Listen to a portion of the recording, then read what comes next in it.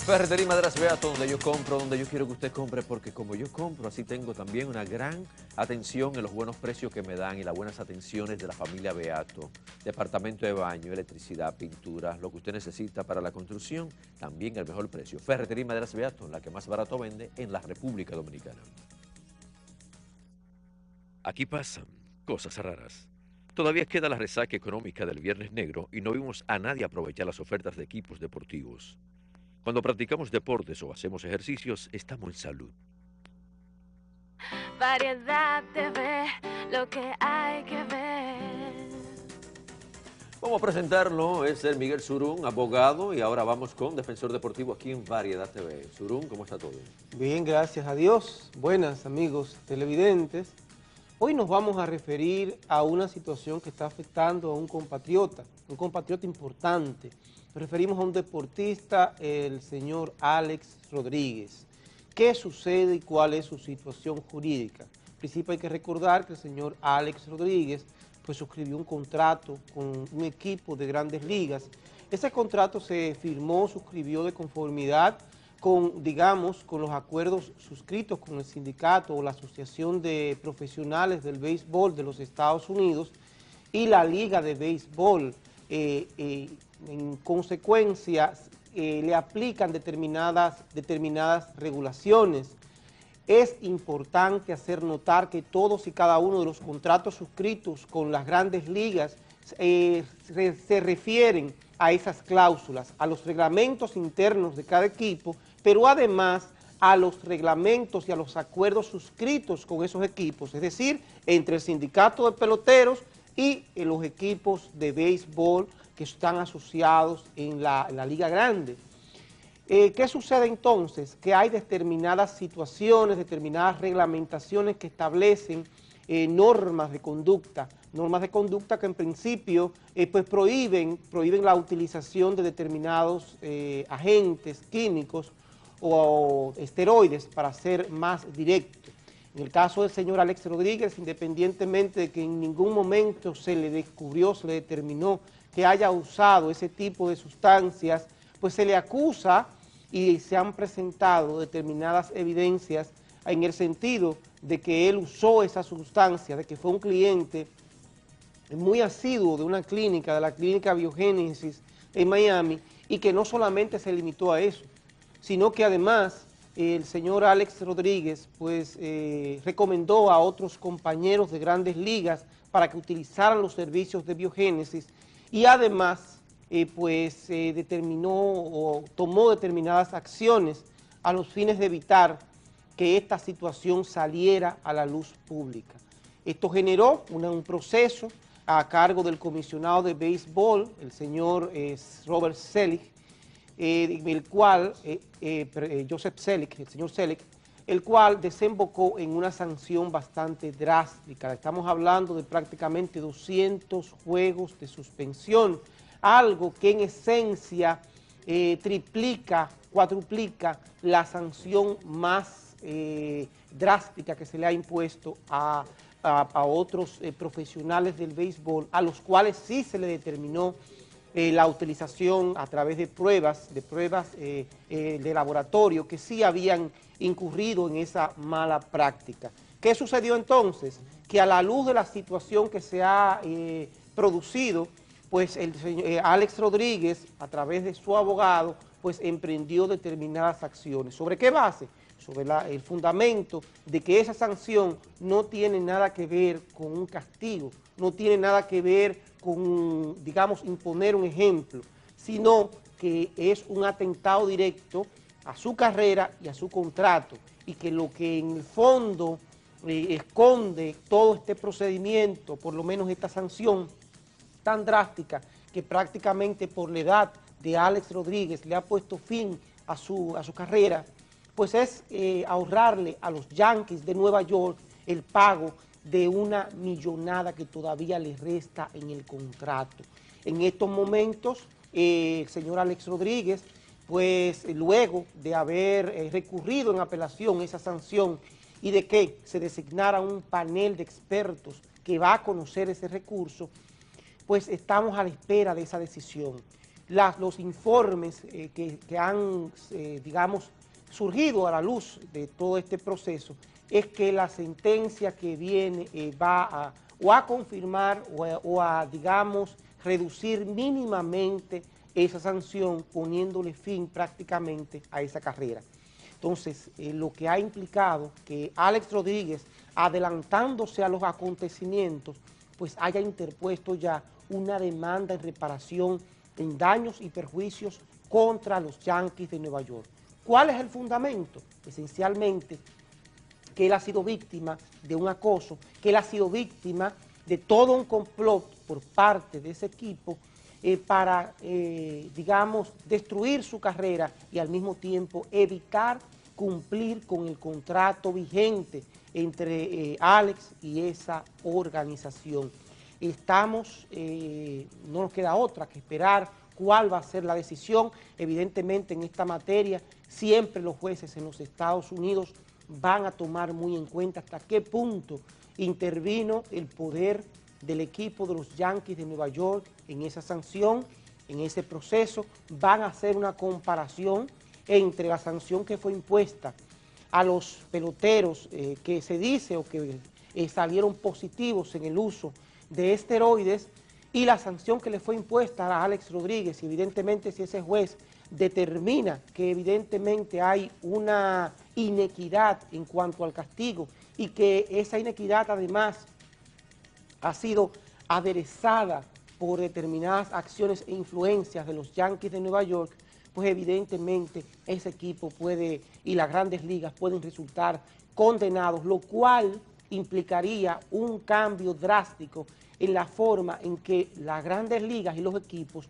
van a tratar las negociaciones y los acuerdos con los profesionales del béisbol. Es importante que estemos atentos y esa es la situación de Alex, que ojalá que salga con bien de esta situación. Bueno, hay que agregar al surún de lo que hizo la liga, comprar supuestamente pruebas robadas de un vehículo. Eso también implica muchas cosas. No, evidentemente son uno de los elementos que van a ser tomados en cuenta. Sí. Por eso estuvimos hablando del acoso. Los elementos probatorios que se van a presentar, no ya ante la corte, sino ante el tribunal, es precisamente hasta qué punto tienen validez elementos probatorios adquiridos de manera irregular por el equipo para fundamentar un proceso que en definitiva le va a ahorrar un dinero extraordinario a esa parte. Hasta qué punto se puede interpretar que constituyen esas actuaciones pues, de mala fe, y hasta qué punto ese juez considere que sí, que ocurrió una suerte de mala fe por parte de Grandes Ligas, del comisionado de béisbol y de los Yankees de Nueva York, y en consecuencia pues acepte esa demanda y condene a los Yankees de Nueva York y a las Grandes Ligas a una suma una suma extraordinaria. Y señores, hay que ver, vamos a esperar cuál es la situación. Estamos hablando de un derecho que es práctico, un derecho donde uno no puede ir, digamos, a mentir ni a establecer que donde yo dije digo Diego. Evidentemente hay que hablar bastante claro en las cortes de los Estados Unidos de América. Tú que estás en Defensor Deportivo, que eres un buen abogado, ¿qué tú crees? ¿Que gana Alex o gana el equipo o gana la liga? Mira, evidentemente los abogados de Alex Rodríguez y el mismo profesional tienen un buen caso.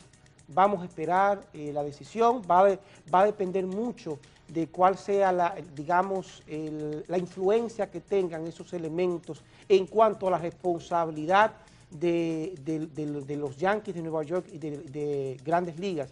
Vamos a esperar, pero ellos tienen un muy buen caso, tienen muchas posibilidades, yo las ubicaría en aproximadamente un 60%, que eso es bastante alto, pero vamos a esperar porque va a depender esencialmente de hasta qué punto esos elementos probatorios pues influenciaron en ese castigo. No le beneficia a Grandes Ligas pues la inequidad.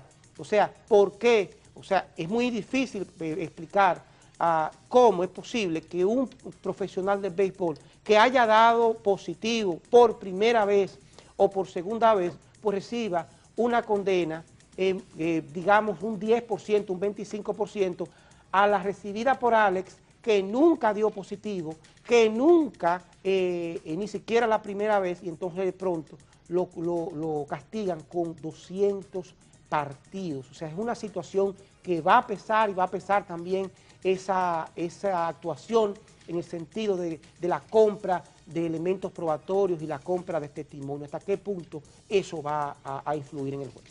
Bueno, vamos a ver qué sucede. Mientras tanto, hay preguntas por enfermedad. Un deportista puede incumplir un contrato. Entonces, ¿cuáles serían las consecuencias en la parte económica para ese deportista?